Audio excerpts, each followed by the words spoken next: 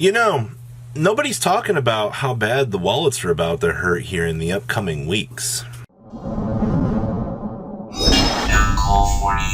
Hey, 34% of you. I know, we have this talk every single video, but if you guys could, find it in your heart today, smash the crap out of that subscribe button so you guys don't miss out on more awesome content. Welcome to the Photon Hypernova discussion video. We need to have a quickie here, and some of you might be quicker than I am, some of you might be slower than I am, in terms of performance. Performance anxiety is a real killer out here, especially when it comes to the game of Yu-Gi-Oh! And like me, if you have not touched a physical card to engage in a duel at any point in time, then, well, unfortunately, you might have performance anxiety. And, well, the only solution to that performance anxiety is to buy more cards. Well, Photon Hypernova is on the horizon here. You see we did the beginning of that video there. I want to give a big shout out here to this set, because I don't think Konami's going to drop the same ball that they dropped with Power of the Elements. And you're like, what do you mean? They didn't drop the ball. Robbie, what do you mean? Power of the Elements was a perfectly fine set. All things were as they should have. Well, I don't know about that. I don't think that Konami's going to make the same mistake that they made making things low rarities this set. So I want to bring this to everybody's attention here. For you Kashtira mains out there, you've already had to go through the trial of spending $75 on Fenrir's. You've had to pay $20. Oh wait, if you picked up early, but pre-sales are bad, people say. You as I gotta say this, you as a consumer need to be educated on the cost basis of what you feel will be important, alright? And you need to make decisions based on that. Whether or not Hose Town is coming for you or not, you have to make that decision. So, with Photon Hypernova coming on the horizon here, what am I really expecting out of this? I'm expecting there are going to be a lot of ultras and secret rares that you're going to have to pick up if you want to be a Kashtira main. Now you're like, wait a minute, Robbie, what are you saying here? Konami, when you look at Photon Hypernova, this set doesn't have the same Darkwing Blast feel that it did, where you could get super oh wait, there's a super we'll talk about that here in a second. The main driving force behind this set will be Kashtira. They know this. Parios, Papayas, all of the good cards in this set, that field spell is probably either going to be an ultra rare or a secret rare. You are not seeing a field spell that searches in a lower rarity. You need to pack it up right now if you think that you're going to be getting a low rarity field spell in this set that searches. There is no way that Konami is going to lose that cash equity. None whatsoever. You are going to be paying the absolute crazy bill here for that. So, I just want to point out here that with Photon Hypernova, if you're like, oh no, Robbie, they printed, the most expensive cards. No. I've got money that a Rise Heart, the Little One, and the Exceed will be secret rares. There is absolutely, if you've noticed, we don't have any higher rarity cards technically just yet for Photon for Kashtira. They did ultra rares, but the fact that they've already printed 2 cards in ultra rare literally tells me that the rest of the deck is going to be an ultra rare. So so things that will probably happen with this. So Rise Heart and a Rise Heart will both be secret. The Scareclaw Kashtira, the Tier Elements Kashtira, Parios, and Papayas are probably going to be ultra rare. It makes here's the thing with those.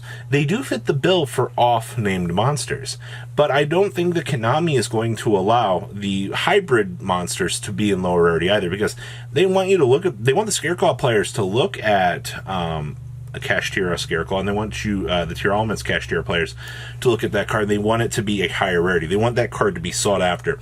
That's why they're going to print in that in that ultra rare printing to make you want to pick that up. All right, so I'm not giving you any hope here. There is no hope for escape from this set. The wallet cruncher is coming down on that. So does that make sealed product for this set worth it?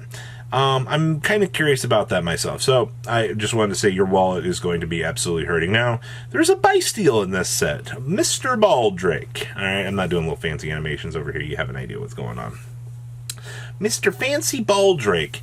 I don't think that Baldrake in this set will be a higher rarity than Super. Now, it's actually kind of interesting to say that because Magna Hut, Saronir, and Jerusalem are all super rare, while Lubellion was in fact a secret rare. But all of the other branded cards in uniform have followed that same rarity scheme. So I will say that for the most part here, good news. You can pick up a very good buy steal. In the long run, I think we're sitting on another super rare. It's about to explode over the $10 mark. I have zero doubt in my mind that Baldrake will not perform a Jerusalem and exceed all expectations and shoot up through the roof. I think that you are actually crazy if you think that you don't expect... If Baldrake enters the market at $2, people are going to buy the card out. I would say up to that $5 mark, people are going to buy the card out. All right, the card is not anywhere named Saronir, and it will explode in value. Mark my words on that. Everything that we know, unless Magna Hut gets limited to 1 tomorrow or something like that, then you are going to be sitting on one of the craziest money cards in the set just on a super rare. Think about that, ladies and gentlemen. Isn't that funny how that works?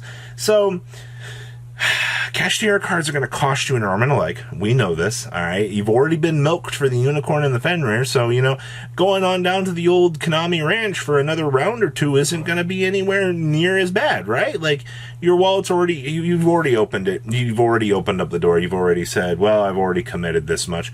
What's another $300 on top of that? If that field spell is a secret rare, that's $150 right there, all right? Parios is going to be a $50 card for sure. All right, if a Rise card ends up being secret, probably $30 to $40. Okay, well, and if the rest of it ends up being like Ultras and stuff, yeah, like I said, you're looking at probably about 300 videos. If you want to know how I come up with some of these things, and I'm not just reaching into thin air, I've been here long enough. I've watched a lot of these trends, and I love to be proved wrong with these because it means that things can be way cheaper and way more affordable. Oh, wait, there's more. The ride never truly ends, audience. I assure you of that. If you think that the Grand Dragon or the Grand Finale Dragon Cartesius Fusion probably isn't going to be a secret rare, pack it up as well. I have actual pretty crazy money that we're probably going to follow that up as well. I'm also having a feeling we're going to get one of these stupid ninja cards in secret rare. Were you as angry as I was when you were opening up the last set and you're like, oh boy, ninja book, ninja book, ninja book, ninja book. Every single... I swear, I couldn't open a box without being like, ninja book. All right? I understand that the ninja stuff looks inviting to a lot of players, but when you've opened up as much product as I have for Darkwing Blast, and you've been like, oh my god, ninja book, ninja book, ninja book, it's very frustrating. So I can't wait to pull one of those stupid cards in high rare. I mean, okay, so, disclaimer. Oh, wait. There's a new staple in the set. Triple tasking? Oh!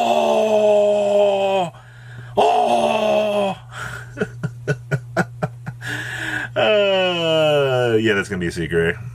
No way. Konami's not gonna let that one slip away. Wait, I've just been notified that this set looks like it's gonna be on Darkwing Blast level, but not in the super rare department. In the power because of tasking. Wait. There's no way. Konami really hammered out 3 bangers in a row, while Cyberstorm Axis doesn't have... Cyberstorm Axis looks like the dial back on the power level, which is fine. That needs to happen. But when you're looking at this set and you're like, well, you know, I think I can afford this. No. This set's going to slam your wallet so hard that you're going to be crying, all right? Between having to pick up cash tier cards and then, you know, people are going to look at tasking and they're going to go, I want this. I think tasking will probably be the most expensive secret in the set. I really want to put tasking at $80 to $90 on the pre-thought here, but I think it'll probably go down to like 60 to 70. If tasking ends up being one of those cards that actually just kind of fumbles the ball and doesn't see play, I highly doubt that, all right? But the game of Yu-Gi-Oh! Is full of surprises out here at the end of the day. It's going to be pretty interesting. Also on the topic of the Labyrinth the Labyrinth card, I do think that we probably could see that in a secret rare. It would not surprise me to see Big Welcome Labyrinth being a secret rare, but Konami might actually print it as an ultra to kind of maintain, you know, they like to kind of keep things in the same rarity that they can. That's why I said, hey, bad news for you Tier Elements players, for you for those of you that are wanting to pick up Cash Tier, because if, you know, the first 2 cards were ultra rare, woo, to the moon, it's going to be rough. So I hope your wallets are ready. I just wanted to put these thoughts in your head because these were in my head, and yeah, it's going to be rough. So remember, don't let performance anxiety hit you down. Just open up your wallet and spend more money. Tee-hee, that's the Yu-Gi-Oh way. You guys have a good rest of your day, all right? Patrons, thank you.